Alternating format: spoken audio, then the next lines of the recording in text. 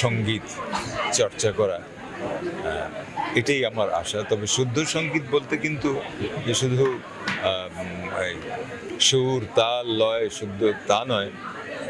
আজ বাংলাদেশের বাঙালির যে সংস্কৃতি, সেই সংস্কৃতিকে অন্তরে লালন করতে হবে এবং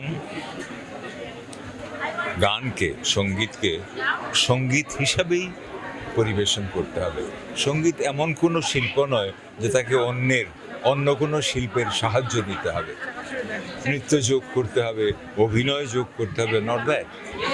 সঙ্গীত এত একেবারে শূন্য, কি বলবো এটাকে, এত অসহায় নয়।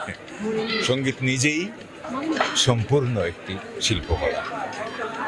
এই শুদ্ধ মঞ্চ যে আয়োজনটি করেছে তার মধ্যে শতভাগই ভালোবাসা, এবং দর্শক শ্রোতা আজকে যারা উপস্থিত ছিলেন তাদের সবারই যে এই ভালোবাসার বহিঃপ্রকাশ দেখে আমি সত্যি অভিভূত। একজন শিল্পীর জন্য এর চেয়ে বড় প্রাপ্তি আর কিছু হয় না এই ভালোবাসা ছাড়া। এমনও তো প্রেম হয়, ও চোখের জলে কথা কয়, নিজে নিজে জ্বলে পুড়ে, ও পাষাণে বাঁধে যে হৃদয়।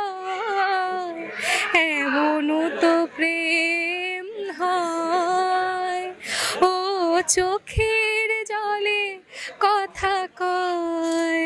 আমার খুব পছন্দের একটি গান।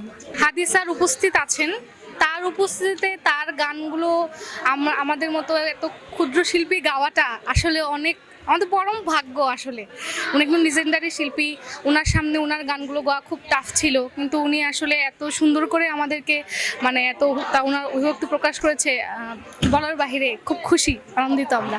ছোট থেকেই আমি স্যারের গান শুনছি। বেশি শোনার কারণ হচ্ছে স্যারের গান আমার কাছে অনেক ভালো লাগে, অনেক শ্রুতিমধুর লাগে, সবসময় অনেক বেশি ওনার গানগুলো আমার কাছে উনি একদম হৃদয় ছুঁয়ে যায়।